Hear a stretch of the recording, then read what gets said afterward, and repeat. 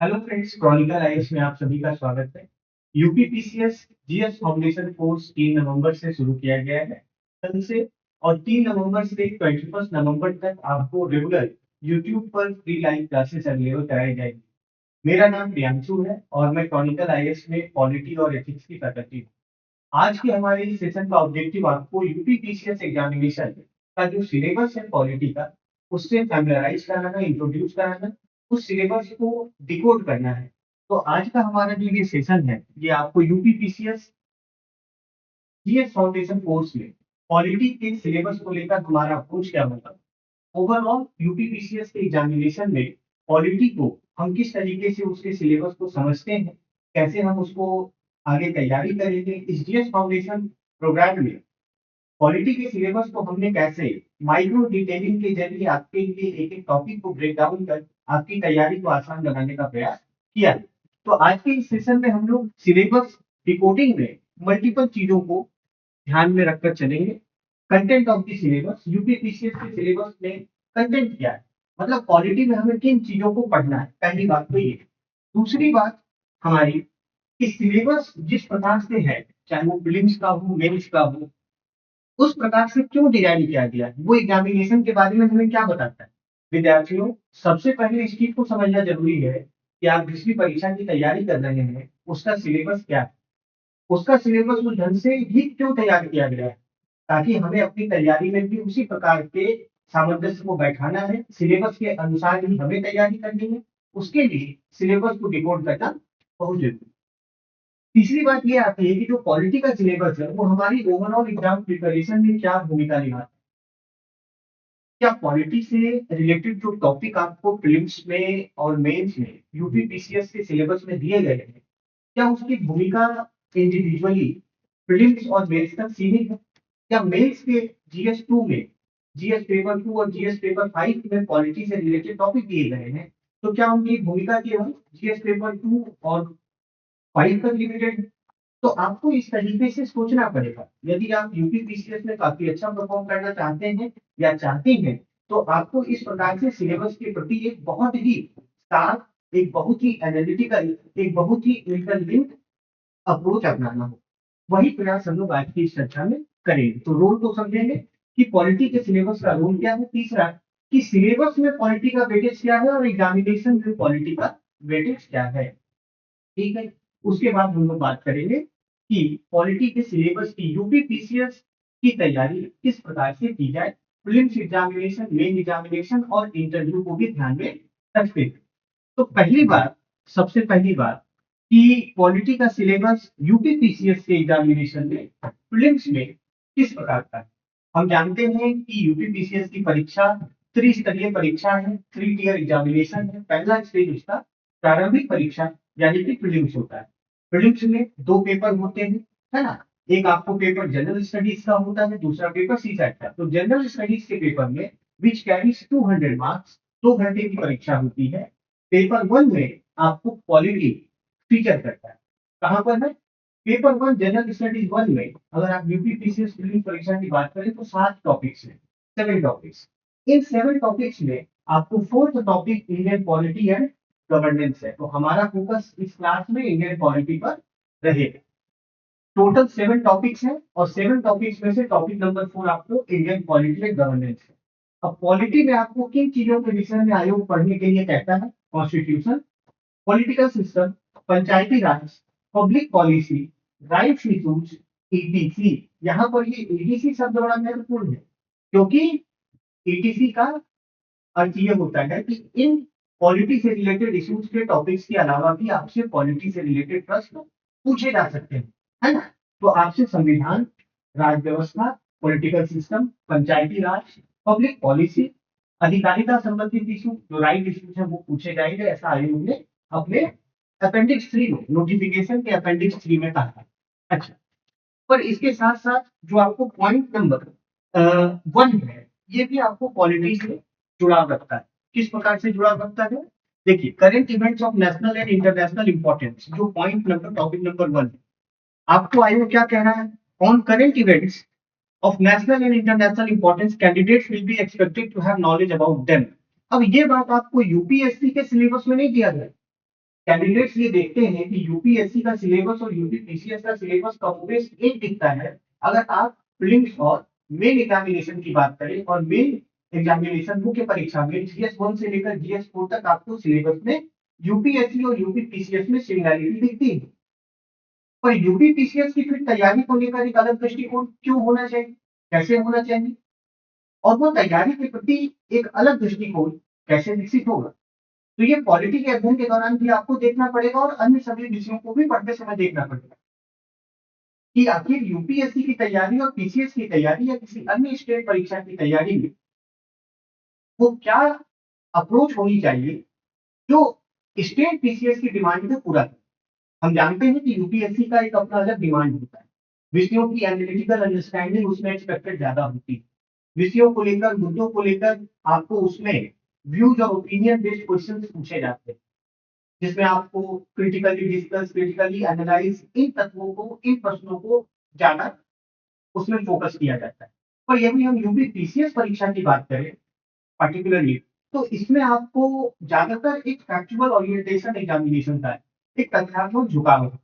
तो वो factual orientation और साथ ही साथ जो फैक्ट है, हमें किस लेवल तक जाके फैक्ट को पढ़ना है, उस फैक्ट की जानकारी का दायरा क्या होना चाहिए, इन सभी चीजों को हमें अपनी तैयारी में समझना बहुत जरूरी है। और पॉलिटी की हम अपनी क्लास में उसी डिस्टिंक्शन के साथ कि यूपीएससी की तैयारी से हमारी यूपीपीसीएस की स्टेट परीक्षा की तैयारी अलग कैसे होगी, इस चीज को हम अपनी कक्षा में और पूरे इस कार्यक्रम में, जो आपके लिए यूपीपीसीएस का जीएस फाउंडेशन कार्यक्रम बनाया गया है, इस पूरे कार्यक्रम में हम लोग उसको ध्यान में रखते हुए आपको मार्गदर्शन प्रदान करेंगे और आपकी वो समझ विकसित होनी चाहिए। तो सबसे पहली बात कि जो यूपीएससी है उसके सिलेबस में आपको सीधा लिखा है प्रीलिम्स में current events of national and international importance. UPPCS क्या कर रहा है, उसको फर्दर इलेबोरेट कर रहा है on current events of national and international importance, candidate will be expected to have knowledge about that. तो ये फर्दर स्पेसिफाई कर रहा है कि आपको करंट की जो है knowledge, expected to have knowledge about them, उस विषय में जानकारी होनी चाहिए। तो वो आप पेपर भी उठा के देख लीजिए। तो यूपीपीसीएस के पेपर में आपको करंट का जो पोर्शन है वो यूपीएससी की तुलना में कहीं ना कहीं आपको अधिक देखने को मिलता है, और वही ट्रेंड आपको पॉलिटी पे भी अप्लाई होता है। तो करंट अफेयर्स का एक फोकस बहुत जरूरी है। दूसरी चीज कि उसमें भी एक फैक्चुअल फोकस होना चाहिए। अंडरस्टैंडिंग जरूरी है, आई एम नॉट निगेटिंग और डिनाइंग दैट फैक्ट, लेकिन साथ ही साथ उसके विषय में जो इंफॉर्मेशन है, उसके विषय में जो आपको पॉइंटर्स, फैक्चुअल इंफॉर्मेशन, वो बहुत इंपॉर्टेंट होता है।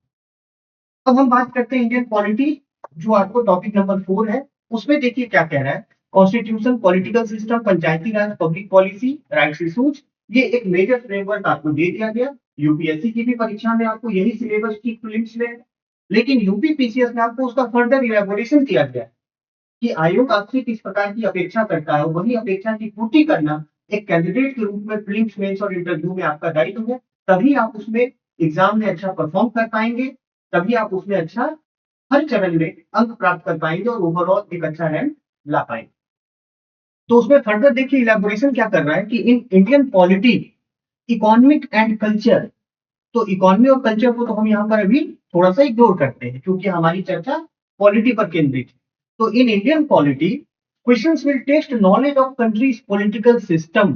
क्या कह रहा है कैंडिडेट से कि questions will test knowledge of countries political system. देश की राजनीतिक व्यवस्था से संबंधित आपके ज्ञान का परीक्षण किया जाएगा। ऐसे प्रश्न आयोग पूछेगा जिसमें कि देश की राजनीतिक व्यवस्था से संबंधित आपके ज्ञान का जांच हो सके, परीक्षण हो सके। यूपीएससी के सिलेबस में ये बात इलेबोरेट नहीं की गई है। तो आपको यहाँ ये अंतर समझना है कि पीसीएस के प्रीलिम्स में आपसे देश के पॉलिटिकल सिस्टम के बारे में प्रश्न ज्यादा पूछे जाएंगे, और आप प्रीवियस ईयर के क्वेश्चन पेपर को पलट कर देख लीजिए, आपको वही ट्रेंड उसमें देखने को मिलेगा। तो प्रीवियस ईयर क्वेश्चन के जो ट्रेंड है प्यारे विद्यार्थियों, इसकी चर्चा हम लोग कल की क्लास में और अधिक विस्तार से करेंगे। आज का हमारा फोकस सिलेबस को डिकोड करने पर। तो क्या कह रहा है, test knowledge of countries political system including panchayati raj, panchayati raj के संबंध में प्रश्न, कम्युनिटी डेवलपमेंट, कम्युनिटी डेवलपमेंट ये आपको फिर वाइडर इकोनॉमी के आपको डोमेन में आ जाता है। तो देश की राजनीतिक व्यवस्था विशेषकर उसमें पंचायती राज शामिल करते हुए विद्यार्थियों के जानकारी का परीक्षण आयोग करेगा। इस प्रकार की बात की जाती है। अच्छा, उसके बाद क्या कह देख लीजिए, ये एक नोट है जो आपको यूपीएससी की परीक्षा में, जो यूपीएससी का सिलेबस है उससे इसे डिस्टिंक्ट बनाता है, क्योंकि ये राज्य की परीक्षा है। राज्य सिविल सेवा परीक्षा में स्वाभाविक बात है कि आपसे राज्य के विषय में इतिहास हो, कला संस्कृति हो, अर्थव्यवस्था हो, राज व्यवस्था हो, चाहे उसका करंट अफेयर्स हो, समसामयिकी हो, उन सब के राज्य के ऊपर इन क्षेत्रों से प्रश्न पूछे जाएंगे, स्वाभाविक सी बात। तो आयोग भी कह रहा है candidates are expected to have general awareness about the above subjects with special reference to Uttar Pradesh. क्या कह रहा है कि उत्तर प्रदेश के विशेष संदर्भ में आपको ये जो दिए गए विषय हैं इसको लेकर एक सामान्य जानकारी होनी चाहिए, बहुत स्पेशलाइज्ड नॉलेज की बात नहीं करना। अब ये आपको डिस्टिंक्शन यूपीएससी में नहीं है, स्वाभाविक सी बात है, वो सब लोक सेवा परीक्षा पूरे देश की सिविल सेवा की परीक्षा है। तो ये डिस्टिंक्शन अगर आप अपनी तैयारी में नहीं लाएंगे तो फिर आप परीक्षा की मांग को पूरा नहीं कर पाएंगे। इसीलिए जो आपका इन विषयों एवं सब्जेक्ट्स की बात कर रहा है, तो इन एवं सब्जेक्ट्स में उत्तर प्रदेश के स्पेशल रेफरेंस में आपको एक जनरल अवेयरनेस होनी चाहिए, यानी कि आपका फोकस केवल नेशनल इंटरनेशनल इशूज पर नहीं, जो स्टेट स्पेसिफिक ऐसे जनरल अवेयरनेस के, इन विषयों से जुड़े जनरल अवेयरनेस के जो आपको जानकारियां हैं वो सभी आपको अपनी तैयारी में ध्यान में रखनी है। और हम भी अपने कोर्स के दौरान आपको पढ़ाते समय, आपका मार्गदर्शन करते समय यूपी पीसीएस के लिए क्योंकि ये डेडिकेटेड कोर्स है, तो इन ऑब्जर्वेशंस का, आयोग के डायरेक्शंस का हम भी खासा ध्यान रखते हैं और रखेंगे। जब हम यूपीएससी के लिए पढ़ाते हैं तो फिर हम उसमें एक नेशनल इंटरनेशनल पर्सपेक्टिव रखते हैं।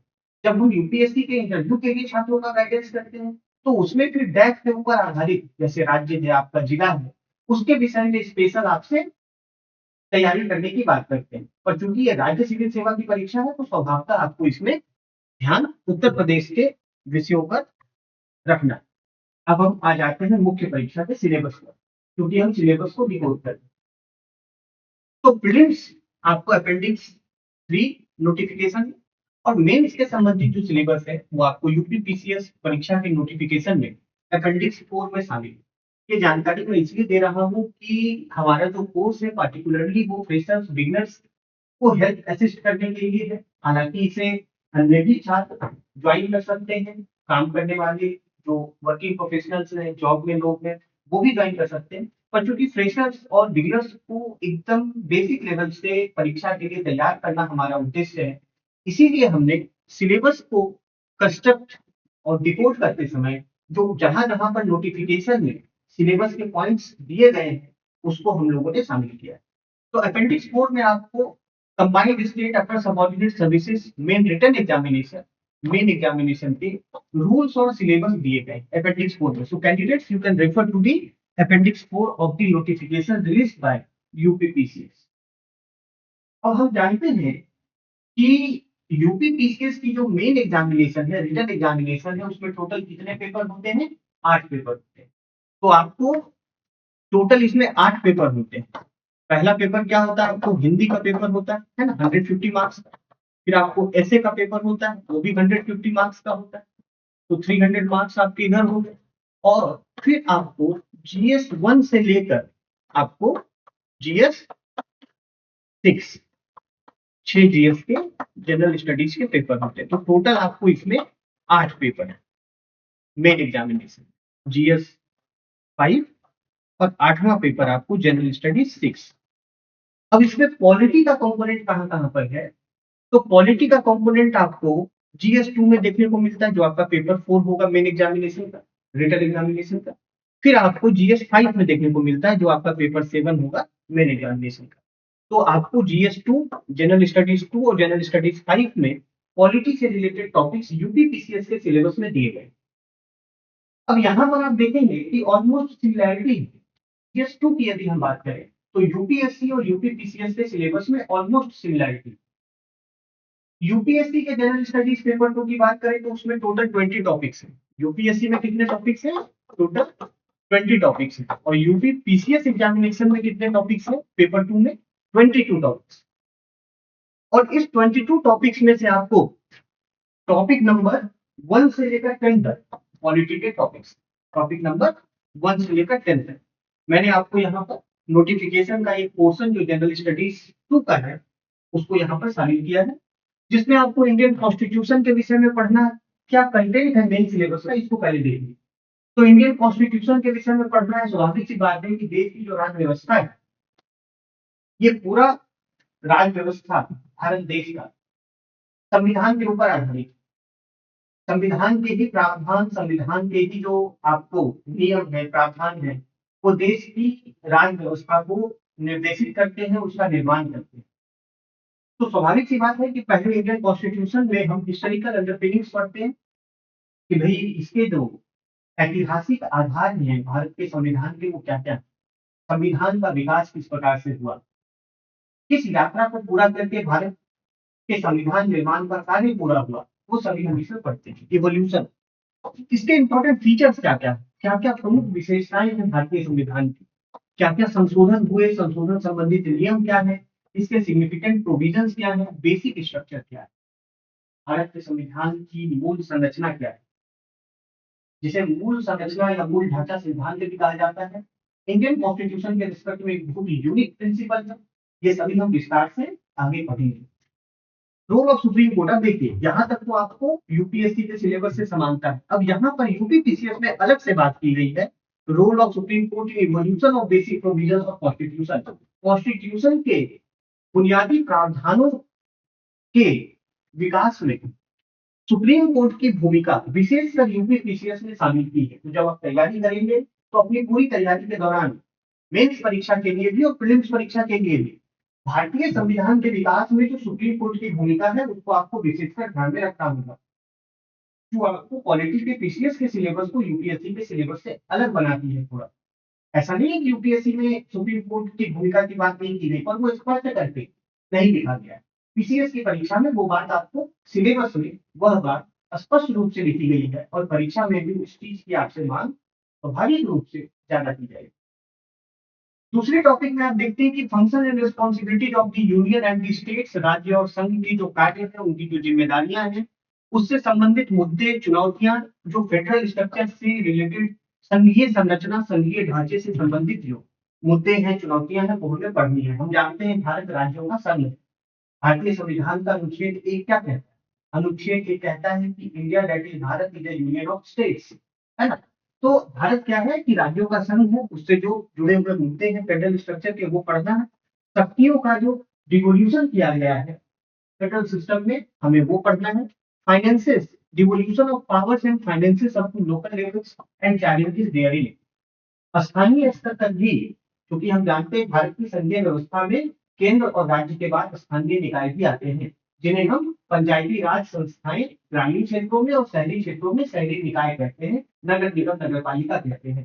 तो devolution of power and financial सब टू लोकल लेवल में चैलेंजेस दे रहे हैं। ठीक, यूपीएससी का जो जीएस2 का सिलेबस है, वही आपको पॉइंट नंबर 2 में भी है। लेकिन अंतर क्या है यहाँ पर?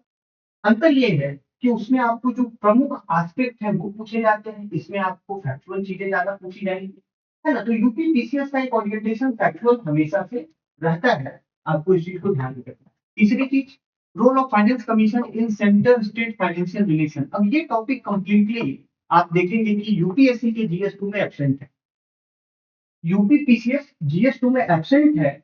इससे ज्यादा बेहतर ये कहना होगा कि एक्सप्लिसिटली नहीं कहा गया, डायरेक्टली आपको जीएस2 में रोल ऑफ फाइनेंस कमीशन की बात डायरेक्टली सिलेबस में मेंशन नहीं है। वो आपको कॉन्स्टिट्यूशनल बॉडीज में स्वाभाविक रूप से फाइनेंस कमीशन की चर्चा आती है, केंद्र राज्य संबंधों की जब हम बात करते हैं, फाइनेंशियल रिलेशंस की जब हम बात करते हैं केंद्र और राज्य की, तो उसमें फाइनेंस कमीशन की भूमिका आती है। तो यूपीएससी के जीएस2 में वो बात तो इम्प्लिसिटली लिखा हो, indirectly, not directly mentioned. But here in PCS syllabus it is directly mentioned कि आपको फाइनेंस कमीशन की भूमिका को विस्तार से पढ़ना है। तो जब आप तैयारी करेंगे और आप यूपीएससी की तैयारी कर रहे हैं, आप सोच रहे हैं कि भाई हमने तो पढ़ लिया, यूपीएससी में मेरा जीएस तैयार हो गया, मेंस की तैयारी, प्रीलिम्स की तैयारी हो गई, तो उसी तैयारी के आधार पर हम यूपी पीसीएस की भी तैयारी पूरी मानी जाएगी। पर ये अंतर है। हमारे इस कार्यक्रम के माध्यम से उद्देश्य यही है कि आपको ये जो डिस्टिंक्शन है, इस डिस्टिंक्शन को बहुत शार्पली, बहुत स्पष्ट रूप से अलग करके बताते हुए आपको पीसीएस की परीक्षा की तैयारी अलग से करवाने का हमारा उद्देश्य इन्हीं अंतर के आधार पर है। तो रोल ऑफ फाइनेंस, उसका चौथा टॉपिक आपको क्या है? Separation of power. जो शक्ति का पृथक्करण है, एक महत्वपूर्ण सिद्धांत राज्य व्यवस्था के अध्ययन में शक्ति का पृथक्करण का सिद्धांत। हम जानते हैं कि राज्य व्यवस्था में विभिन्न अंग होते हैं, उनके बीच में शक्तियों का विभाजन होता है ना? पृथक्करण होता है। डिस्प्यूट रिड्रेसल मैकेनिज्म, तो विवाद को निपटाने के लिए, समाधान करने के लिए तंत्र हमारे राज्य व्यवस्था में है, उसका अध्ययन करना है। Institutions, emergency and use of alternate dispute redressal mechanism.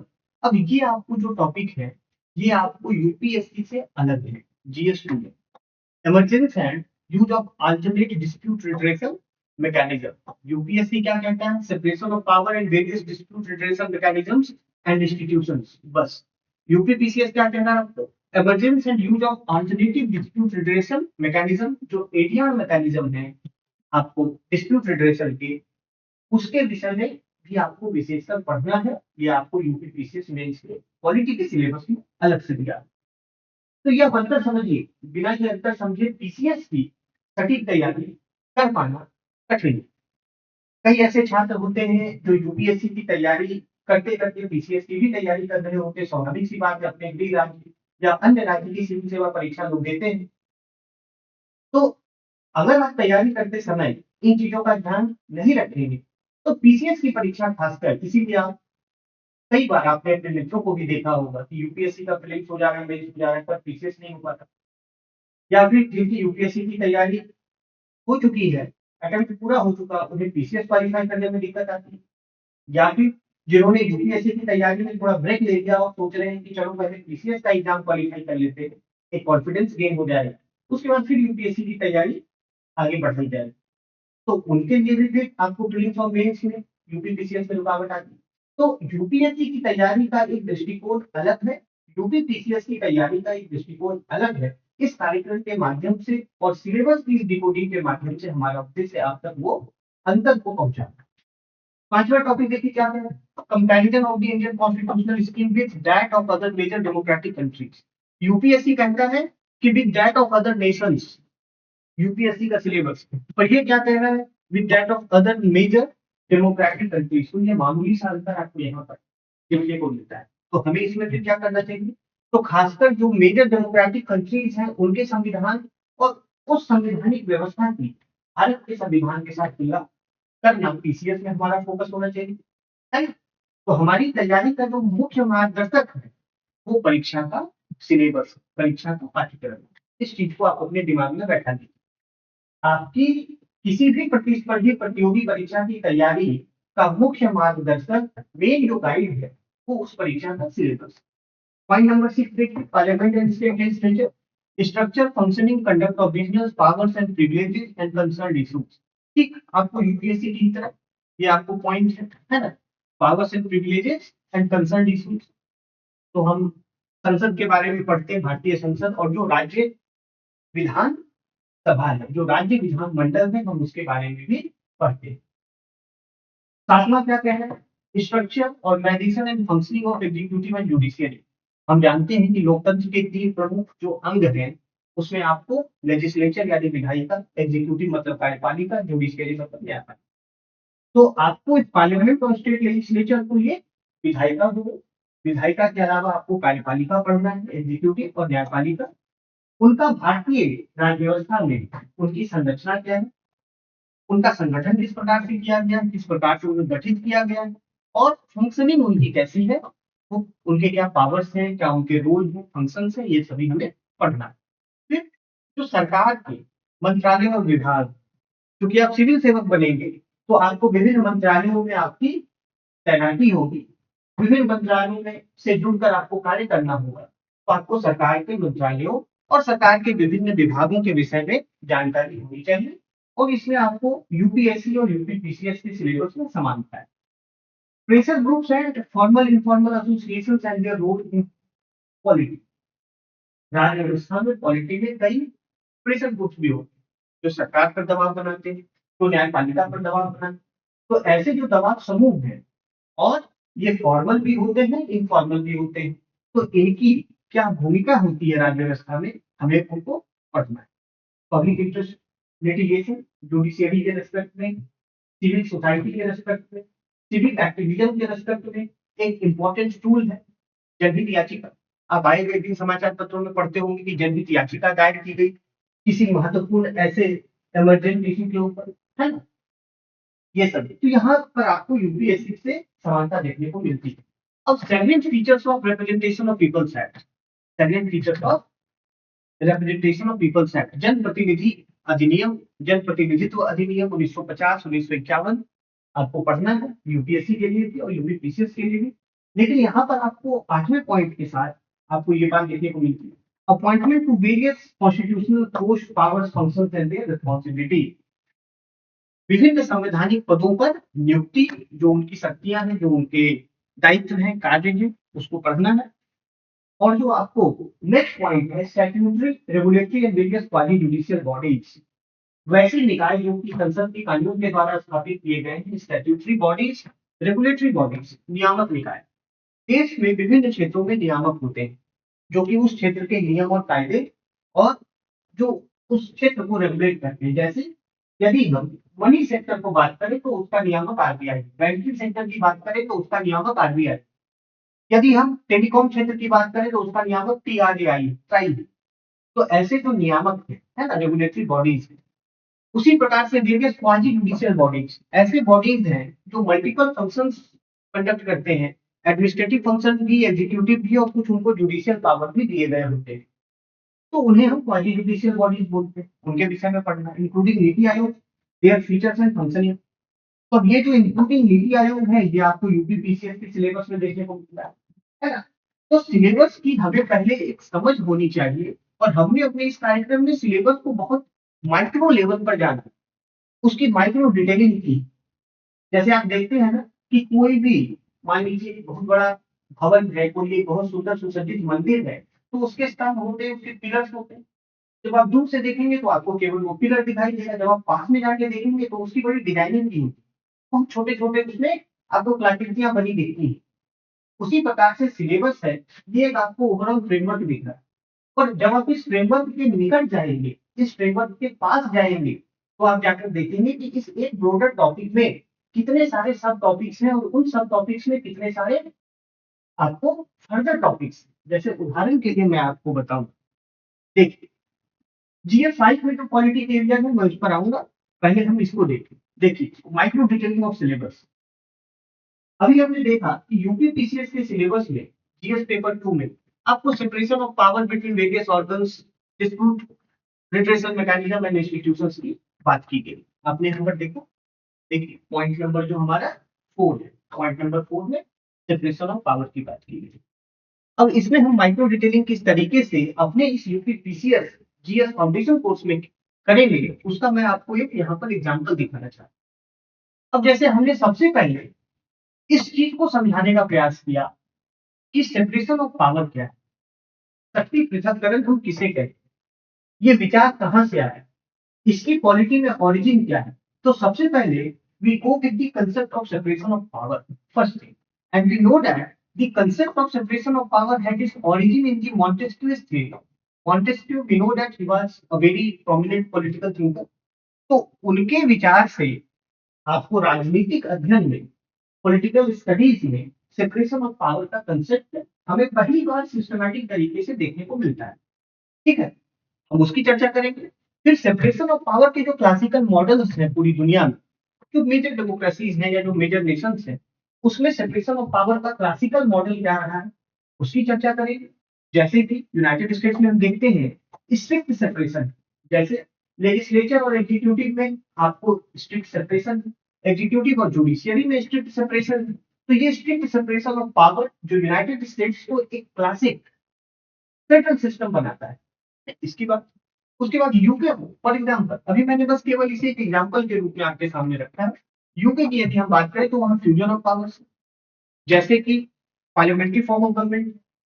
United states में प्रेसिडेंशियल सिस्टम ऑफ गवर्नमेंट, वहां लेजिस्लेचर से चुनकर सरकार नहीं बनती, सरकार के लिए अलग से चुनाव होता है राष्ट्रपति का, और राष्ट्रपति फिर अपने मंत्री मनोनीत करते हैं। यूनाइटेड किंगडम में क्या होता है, संसदीय प्रणाली की सरकार होती है, जहां पर लेजिस्लेचर से ही चुनकर एग्जीक्यूटिव का यानी सरकार का निर्माण होता है। और वही मॉडल जो यूके का मॉडल है, उसे वेस्टमिंस्टर मॉडल ऑफ गवर्नमेंट कहते हैं, या पार्लियामेंट्री सिस्टम ऑफ गवर्नमेंट कहते हैं, उसी वेस्टमिंस्टर मॉडल या पार्लियामेंट्री फॉर्म ऑफ गवर्नेंस को हमने अडॉप्ट किया। तो ये बात होगी। फिर इंडियन कंटेक्स्ट में हम चले आएंगे, तो मैंने भी आपको बताया फ्यूजन। हमने क्या किया कि लेजिस्लेचर और एग्जीक्यूटिव के फ्यूजन को अडॉप्ट कर लिया यूके से, और उसमें अपने चेक्स एंड बैलेंसेस इंट्रोड्यूस किए, क्योंकि भाई हमारी जो संवैधानिक परिस्थितियां थी वो भिन्न थी यूनाइटेड किंगडम से या अन्य देशों से। तो अपने देश की परिस्थितियों को ध्यान में रखते हुए हमने क्या किया कि उसमें चेक्स एंड बैलेंसेस इंट्रोड्यूस किए।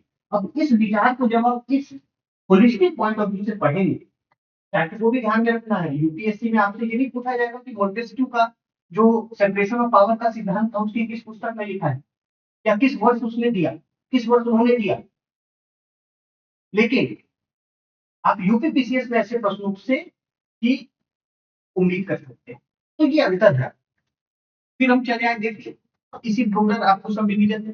फंक्शनल इंडिपेंडेंस, जो सेपरेशन ऑफ पावर है, तो उसमें पावर किस प्रकार से डिवाइड किया गया है, सेपरेट किया गया है।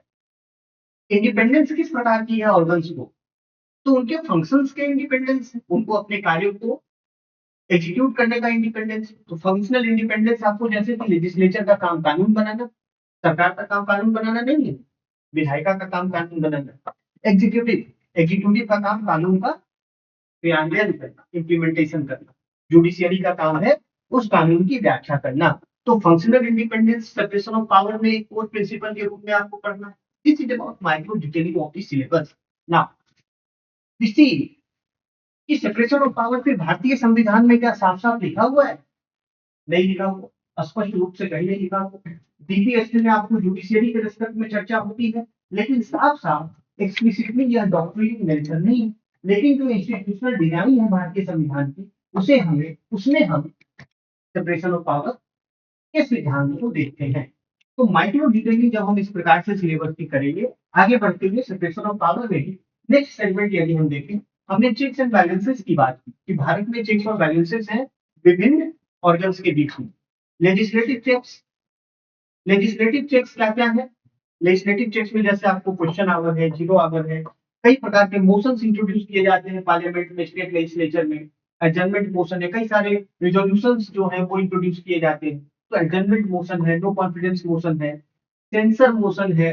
पार्लियामेंट्री कमिटीज कई सारी होती हैं जो कि आपको दूसरे ऑर्गन्स के ऊपर, सरकार के ऊपर, दूसरे ऑर्गन्स के ऊपर एक चेक एंड बैलेंस बना के रखती है। संसदीय समितियां हैं जिसमें आपको पब्लिक अकाउंट कमिटी है, आपको कमिटी ऑन एस्टिमेट्स है, कमिटी ऑन विजिलेंस है, ये सभी समितियां होती हैं। फिर एग्जीक्यूटिव चेक्स है, जो सरकार का नियंत्रण होता है या सरकार की जो शक्तियां होती हैं, जैसे कि हम जानते हैं आर्टिकल 123 के अंतर्गत राष्ट्रपति को अध्यादेश जारी करने का पावर दिया गया है कॉन्स्टिट्यूशन को। तो ये चेक्स एंड बैलेंसेस है। यदि लेजिस्लेचर किसी इतने इंपॉर्टेंट इशू पर कानून नहीं बना रही और सरकार को लगता है कि बनाया जाना चाहिए, तो केंद्र सरकार राष्ट्रपति को जो संविधान में अनुच्छेद 123 में प्रदत्त शक्ति है अध्यादेश जारी करने की, उसके माध्यम से केंद्र सरकार राष्ट्रपति के माध्यम से कानून बना सकती है। तो ये आपको checks and balances, delegated legislation का पावर सभी पढ़ेंगे विस्तार। जुडिशियल चेक्स की यदि हम बात करें, अब ये सेपरेशन ऑफ पावर में कानून बनाने की शक्ति तो दे दी गई विधायिका को, लेकिन यदि विधायिका ने अपनी शक्ति का दुरुपयोग किया या नागरिकों के अधिकार छीनने वाले कानून बनाए, तो फिर उसको लेकर चेक्स एंड बैलेंस क्या होंगे, उसको रोकने टोकने वाला कौन होगा? तो जुडिशियरी को इसीलिए सेपरेशन ऑफ पावर में आपको जुडिशियल रिव्यू का अधिकार दिया गया। यदि हम भारतीय संविधान की बात करें तो विशेषकर कुछ प्रमुख अनुच्छेद आर्टिकल 30, आर्टिकल 32, आर्टिकल 226, ये सभी अनुच्छेद में वो दिए गए। अच्छा, पीआईएल पब्लिक इंटरेस्ट लिटिगेशन, जनहित याचिका आपके सिलेबस का हिस्सा। रिट्स आर्टिकल 32 टू 26 में आपको सुप्रीम कोर्ट और हाई कोर्ट को क्रमशः जारी करने का अधिकार, कॉन्स्टिट्यूशनल इंटरप्रिटेशन का अधिकार भारत में जुडिशियरी को दिया गया। तो ये सेपरेशन ऑफ पावर को जब आप इतने माइक्रो लेवल पर जाकर पढ़ेंगे, तो पीसीएस में चाहे वो कंसेप्चुअल क्वेश्चन आए, चाहे वो फैक्चुअल क्वेश्चन आए, आपको कोई कठिनाई नहीं आएगी। अब जो एक इसमें बात आती है इंटर ऑर्गन कॉन्फ्लिक्ट्स की, इस सेपरेशन ऑफ पावर में विभिन्न ऑर्गन्स के बीच में शक्तियों का पृथक्करण है। यदि उनके बीच में टकराव हो, ब्रह्मा विष्णु महेश यदि आपस में टकराव हो, तो उनके बीच में टकराव का निपटारा कैसे होगा? तो लेजिस्लेचर वर्सेस जुडिशियरी यदि हम देखें, तो प्रिविलेज लेजिस्लेचर को जहां प्रिविलेजेस है, और जो लेजिस्लेटिव प्रिविलेजेस हैं वो इंडिविजुअल भी है और कलेक्टिव भी। तो दूसरी तरफ भारत की जुडिशियरी को कंटेम्प्ट का पावर, वो अपनी अवमानना के विरुद्ध दंडित कर सकता है। उसी तरीके से एग्जीक्यूटिव वर्सेस जुडिशियरी की यदि हम बात करें, तो सरकार को जहां न्यायपालिका में नियुक्ति करने का पावर है, हाँ, जो रिकमेंडेशन है कॉलेजियम के द्वारा किया जाता है। भारत में हायर जुडिशियरी में अपॉइंटमेंट कॉलेजियम के रिकमेंडेशन पे किए जाते हैं, पर सुप्रीम कोर्ट और हाई कोर्ट में जो जजों की नियुक्ति है वो किसके द्वारा की जाती है? राष्ट्रपति हम जानते हैं कि सुप्रीम कोर्ट के जजों की नियुक्ति करती है ना? अच्छा, जो जजेस का ट्रांसफर है वो किसके हाथ में है? वो आपको कॉलेजियम के सुझाव पर फिर वो आपको एक तरीके से राष्ट्रपति के हाथ में। तो कॉलेजियम की भूमिका है, but ultimately the final resting place of the file of appointment transfer posting of a जज of supreme Court and High Court it lies with the government. ये चीज समझ, तो ये आपको एक प्रॉपर माइक्रो डिटेलिंग का एक झलक मिल गया सेपरेशन ऑफ पावर के रिस्पेक्ट में भारतीय राज्य व्यवस्था में। वापस से यूपीपीसीएस सिलेबस के जीएस2 की हमने बात कर ली थी। अब जीएस पेपर 5 में आपको 21 पॉइंट्स है। कितने पॉइंट्स हैं? 21 पॉइंट्स। इन 21 पॉइंट्स में आपको पर्टिकुलरली 5 पॉइंट्स में पॉलिटी से जुड़े हुए विषय दिए गए। अब हम जानते हैं कि यूपीएससी की जो परीक्षा है, यूपीएससी की परीक्षा में जीएस पेपर केवल 4 होते हैं, जीएस पेपर 1 to 4। लेकिन जो पीसीएस की परीक्षा है, यूपी पीसीएस की परीक्षा, इसमें जीएस 1 to 6 होता है। तो जीएस 2 में हमने पॉलिटी की बात की, अब जीएस 5 में हम पॉलिटी के टॉपिक्स को देखें।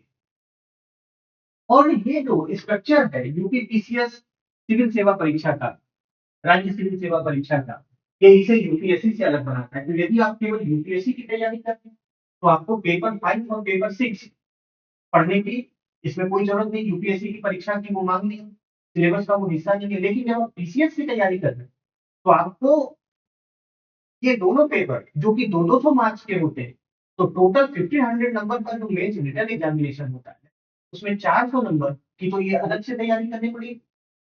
और ये तैयारी भी आपको जीएस के अन्य पेपर से जुड़ी हुई है। जैसे हमने जीएस2 में जो देखा, अब इसमें आपको जीएस5 में यूपी पीसीएस में पॉलिटिकल सिस्टम ऑफ यूपी पढ़ना। जीएस2 जहां पर आपको एक ब्रॉडर नेशनल लेवल पर पॉलिटी के नॉलेज और अंडरस्टैंडिंग की डिमांड करता है, तो जीएस पेपर 5 आपको Uttar Pradesh specific political system के नॉलेज की डिमांड करता है।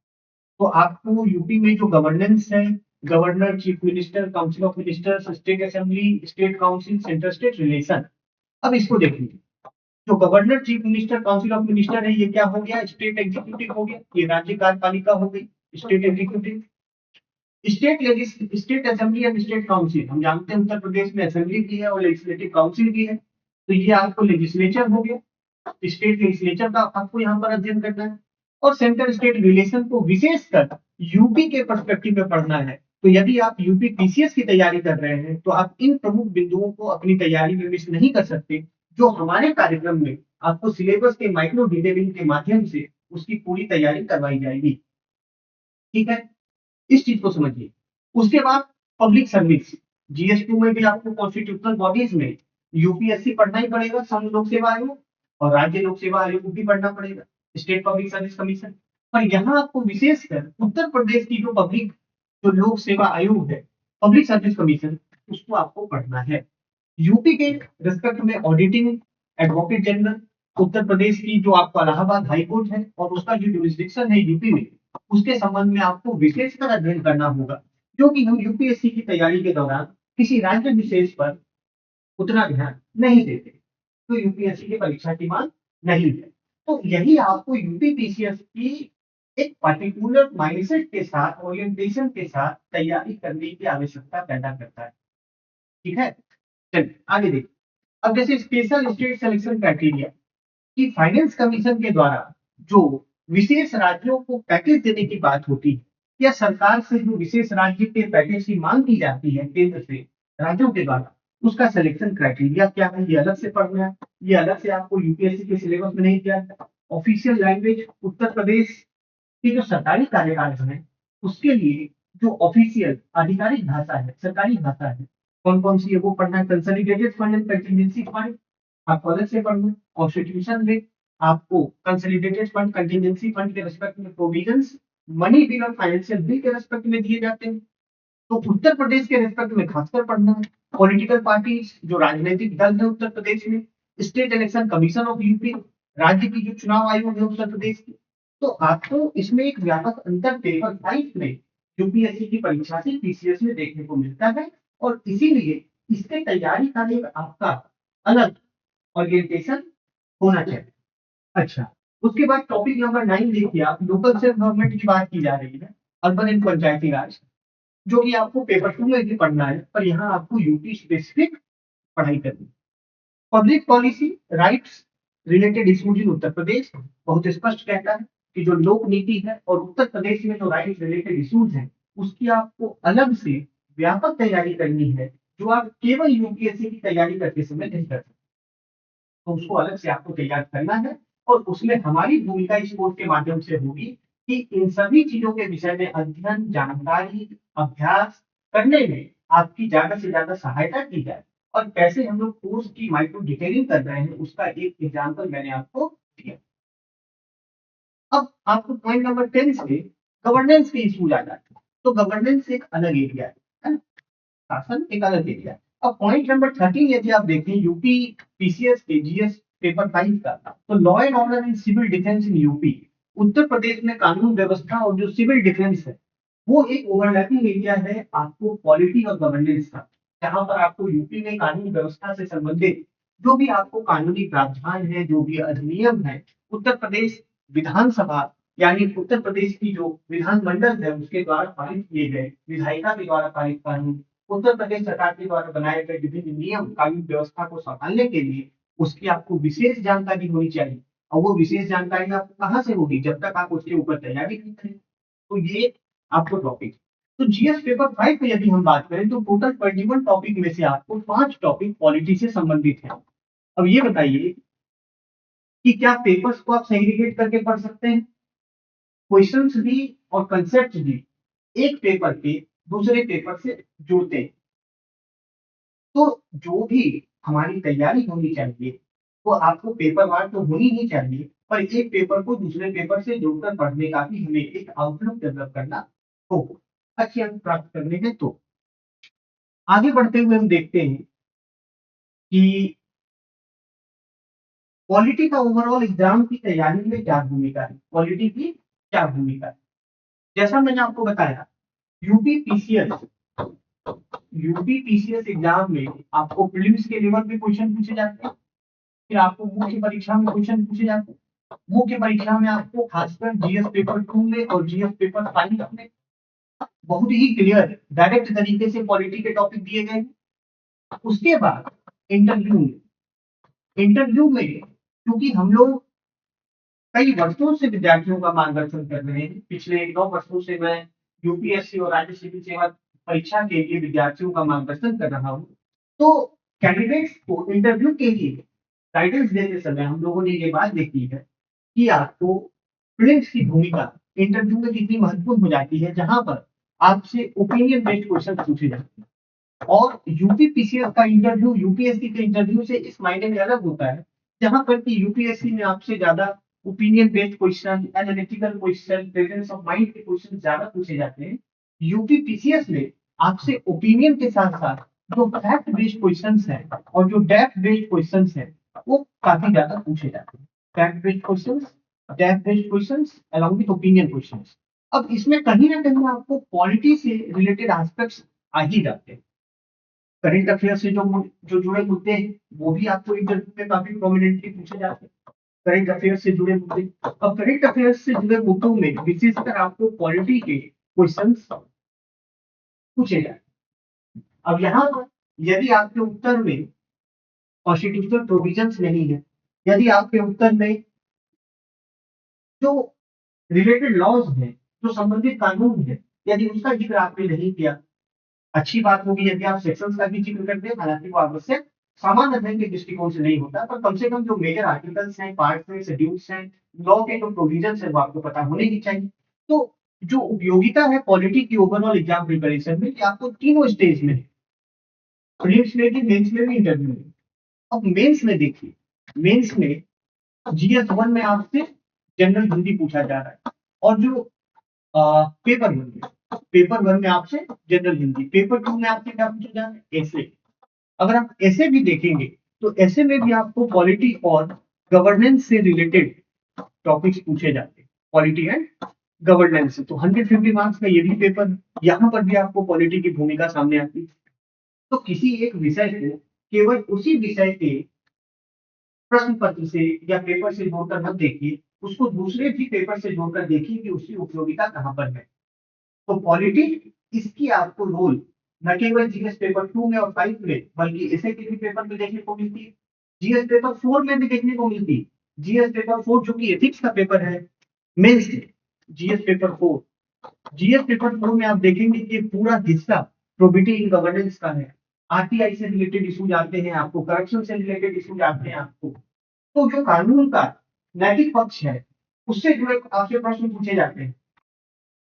तो परीक्षा की तैयारी इस व्यापक दृष्टिकोण के साथ आपको पॉलिटी का अध्ययन करना चाहिए। और हमारा उद्देश्य प्रोडिकल आईएएस के इस यूपी पीसीएस जीएस फाउंडेशन में आपकी तैयारी को इसी ढंग से आकार देने का रहेगा। और जो कि आप आने वाले डेमो क्लासेस 21 नवंबर तक अलग अलग एक्सपर्ट फैकल्टीज के द्वारा आपको रेगुलर बेसिस पर यूट्यूब में फ्री में उपलब्ध कराए जाएंगे, आप उसको देख सकते हैं। एक बात तो ये हो गई। अब दूसरी बात ये उठती है कि जो पॉलिटी की पढ़ाई है, ये आपको एग्जाम में और एग्जाम के बाद भी, क्योंकि आप सिविल सेवा में जा रहे हैं या जा रही है, तो ये पॉलिटी और गवर्नेंस की जानकारी आपको जॉब के लिए भी तैयार करेगी, आपके आने वाले करियर के लिए भी आपको तैयार करेगी। आपको इस पॉइंट ऑफ व्यू से पॉलिटी का अध्ययन करना है। वेटेज क्या है, पॉलिटी का वेटेज क्या है?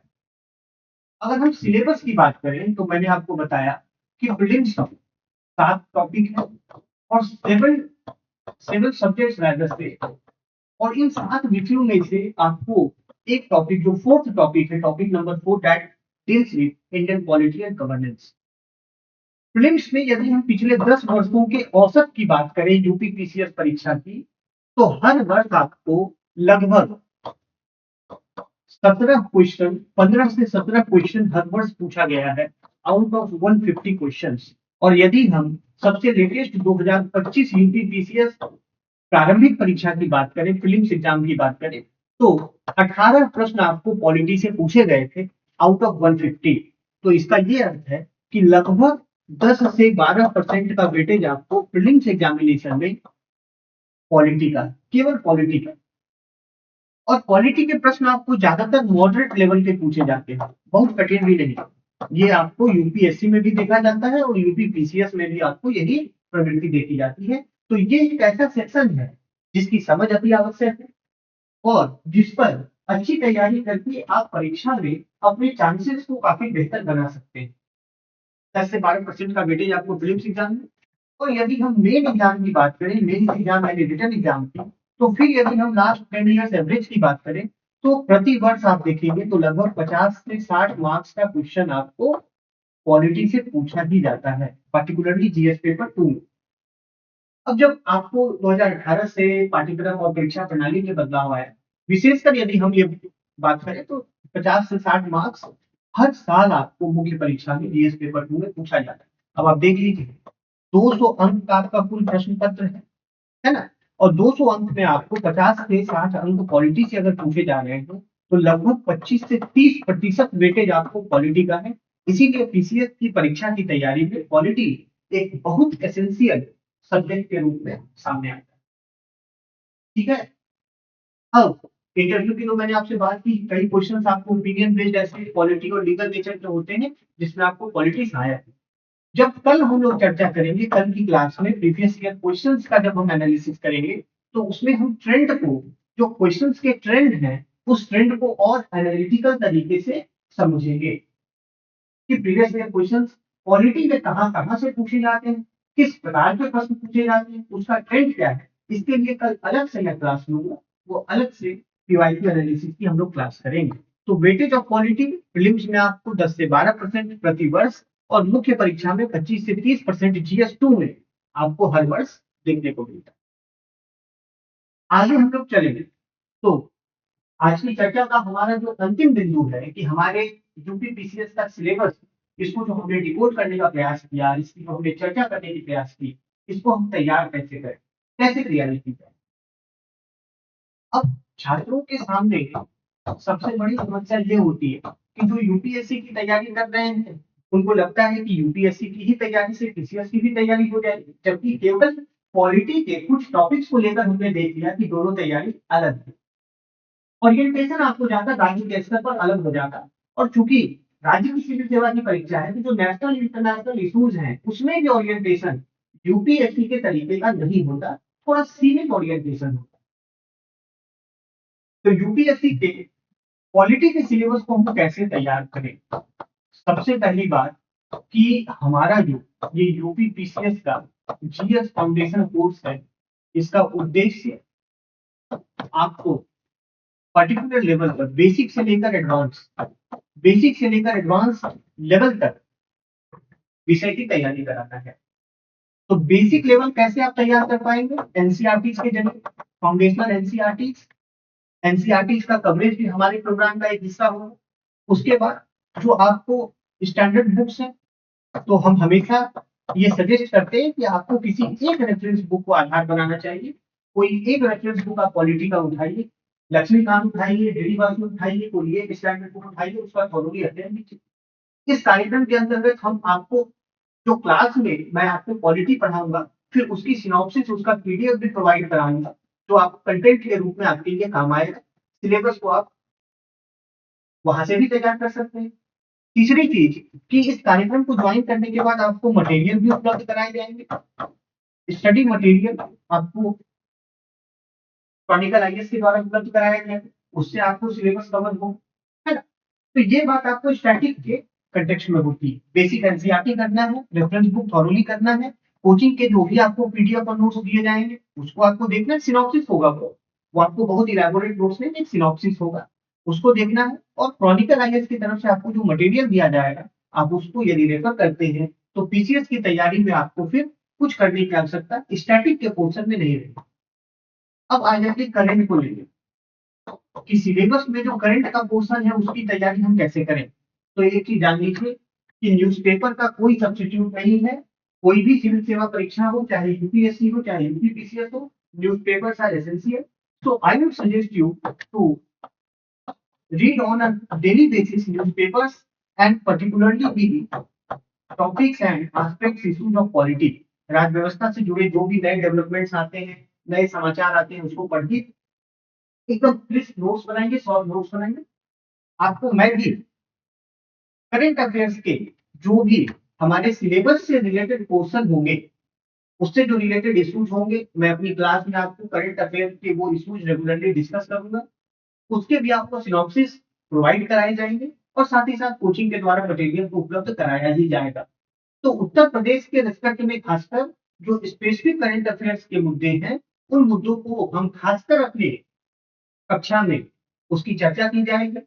उसके ऊपर आपको व्यापक और विस्तार से बातचीत की जाएगी और उसका आपको सिनॉप्सिस भी दिया जाएगा। तो करंट अफेयर्स न्यूज़पेपर से, और दूसरा जो क्रॉनिकल आईएएस के द्वारा और क्लासरूम में आपको जो भी मटेरियल उपलब्ध कराए जाएंगे, उसके द्वारा आपकी तैयारी सुनिश्चित करना, ये हमारा उद्देश्य रहेगा। और उसके बाद आंसर राइटिंग से रिलेटेड भी प्रैक्टिस होगी, डेली बेसिस पर हम एमसीक्यू प्रैक्टिस करेंगे। इस कार्यक्रम में मल्टीपल चॉइस क्वेश्चंस भी सॉल्व आंसर आपको मिलेंगे, है ना। So the syllabus of UPPCS, हम लोगों ने आज इसकी चर्चा की, सिलेबस क्या है उस प्रकार से। अच्छा, एक इसमें जो बात है, मैं एक महत्वपूर्ण बिंदु पर आपका अटेंशन लाना चाहता हूँ कि सिलेबस को इस प्रकार से डिजाइन क्यों किया, जो मैंने बात की, थोड़ा सा इसको समझ लीजिए। सिलेबस की जो डिजाइन है प्रीलिम्स में खासकर, आपको सबसे पहली तो बात ये कि चौथे पोजीशन पर इंडियन पॉलिटी एंड गवर्नेंस इसलिए रखा गया है कि सबसे पहले तो भाई आप देश के इतिहास को जाने, सबसे पहले देश के इतिहास को जाने, हम कैसे यहाँ तक पहुंचे इसको जाने, फिर आप देश के भूगोल को जाने, विश्व के भूगोल को जाने, तब आप भारत की राज्य व्यवस्था को पढ़े। तो ये काफी क्रम लगता है ना। और ये स्वाभाविक सी बात है कि आपको अपने आस पड़ोस हो रही घटनाओं की जानकारी तो भाई सबसे पहले होनी चाहिए, है ना। तो सिलेबस की डिजाइन इसलिए इस प्रकार से की गई है। मुख्य परीक्षा की यदि हम बात करते हैं, तो आप देखेंगे इसमें एक लॉजिकल ऑर्डर है। लॉजिकल ऑर्डर किस प्रकार से है? आप खुद देख लीजिए। भारत का संविधान, सबसे पहले आप उसका इतिहास ही पढ़ेंगे, वो सबसे लॉजिकल बात लगती है। इतिहास पढ़ेंगे, कैसे विकास हुआ, उसमें क्या-क्या सिग्निफिकेंट प्रोविजंस हैं, आप वो देखेंगे। फिर जो केंद्र और राज्य के बीच में संबंध है, उसको पढ़ेंगे। केंद्र राज्य के बीच में फाइनेंशियल, लेजिस्लेटिव, एडमिनिस्ट्रेटिव कई रिलेशंस होते हैं। फिर अलग-अलग अंग लोकतंत्र में उनके बीच शक्ति विभाजन कैसे किया गया। उसके बाद भारत के संविधान को अन्य संविधानों से तुलना करते हैं।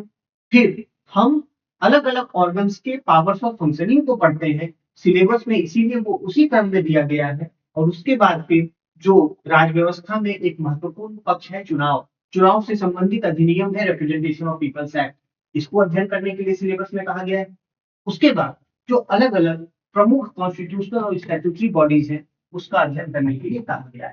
तो यूपीपीसीएस का सिलेबस इस तरीके से जो डिजाइन किया गया है, इसका उद्देश्य है कि आपको एक क्रमिक बोध विकसित हो राज्य व्यवस्था और उससे जुड़े पक्षों को लेकर एक क्रोनोलॉजिकल लॉजिकल अंडरस्टैंडिंग डेवलप हो इंडियन पॉलिटी को लेकर। और जो नए पेपर ऐड किए गए हैं जीएस पेपर 5 के फॉर्म में, उसमें आपको पॉइंट नंबर 1 से 21 तक दिया गया है। और पॉइंट नंबर 1 से 21 में 6, 7, 8, 9 और पॉइंट नंबर 13 वो डील करता है पॉलिटिक्स से। इसकी डिजाइन को यदि हम थोड़ा समझें, तो सबसे पहले आपको यूपी की कला संस्कृति सभ्यता की बात, यूपी में जो स्थापत्य कला है, आर्किटेक्चर है, जो आपको पुरातात्विक पक्ष है उसके बारे में अध्ययन करना है। और यूपी का कॉन्ट्रीब्यूशन रहा फ्रीडम स्ट्रगल में प्री एंड पोस्ट 1857 उसका। तो देश की और राज्य की जानकारी एक क्रमवार सिलसिलेवार ढंग से आपको हो, ये प्रयास पाठ्यक्रम में किया गया। उसके बाद हम चले आते हैं किस पर, जो एमिनेंट फ्रीडम फाइटर्स हैं, पर्सनालिटीज हैं भाई। पहले आप अपने पुरखों को जानिए, पहले आप अपने भूत भूत को जानिए, पहले आप अपने आधार को जानिए। उसके बाद फिर हम आते हैं राज व्यवस्था पर, उत्तर प्रदेश की पॉलिटिकल सिस्टम पर, पब्लिक सर्विस, है ना। उसके बाद फिर ऑफिशियल लैंग्वेज, कंसोलिडेटेड फंड, स्थानीय निकाय। स्थानीय निकाय सबसे लास्ट में इसलिए शामिल किया गया है क्योंकि हम जानते हैं कि संविधान के शुरुआती प्रावधानों में नहीं था। 73वां संविधान संशोधन अधिनियम 1992 के जरिए स्थानीय निकाय और आपको पंचायती राज व्यवस्था की स्थापना की गई, तो इसीलिए वो सबसे बाद में किया गया है। तो एक तार्किक क्रम हो और एक समयवार क्रम भी आपको यूपीपीसीएस के पाठ्यक्रम में देखने को मिलता है। आप भी अपने अध्ययन के दौरान इस क्रम को, अगर इसी कड़ी में आप पढ़ाई करते हैं, तो आप एक विषय को दूसरे विषय से जोड़ पाएंगे, एक कार्यक्रम को, एक समय खंड को दूसरे कालखंड से जोड़ पाएंगे। इसीलिए सिलेबस के डिजाइन को भी समझना अति आवश्यक है। और अंत में जो प्रमुख बात थी कि तैयारी कैसे करें, तो उसी चर्चा हम लोगों ने की। जो कुछ प्रमुख सुझाव मेरी ओर से थे, बेसिक एनसीईआरटी आपको पढ़ना चाहिए, हर विद्यार्थी को पढ़ना चाहिए, रेफरेंस बुक के ऊपर कमांड होनी चाहिए। साथ ही साथ जो क्लास में आपको यहाँ पर नोट्स दिए जाएंगे, वो भी आपको सिलेबस को कवर करने में बहुत उपयोगी होंगे। और करंट अफेयर्स के लिए न्यूज़पेपर और क्रॉनिकल आईएएस के द्वारा जो प्रदान की जाने वाली सामग्री होगी, वो आपके लिए उपयोगी होगी। इसी के साथ हम लोग आज की कक्षा को समाप्त करते हैं। कल फिर आपसे मिलेंगे, कल हम लोग पीवाईक्यू की एनालिसिस करेंगे और बहुत विस्तार से आज की ही तरह जैसे हमने सिलेबस को डिकोड किया, पीवाईक्यू को हम लोग डिकस्ट्रक्ट करेंगे, उसके ट्रेंड को समझेंगे और फिर उसके अनुसार हम अपनी तैयारी कैसे यूपीपीसीएस के लिए करें, इसकी चर्चा करेंगे। आप सभी का इस चर्चा से, इस क्लास से जुड़ने के लिए बहुत बहुत धन्यवाद।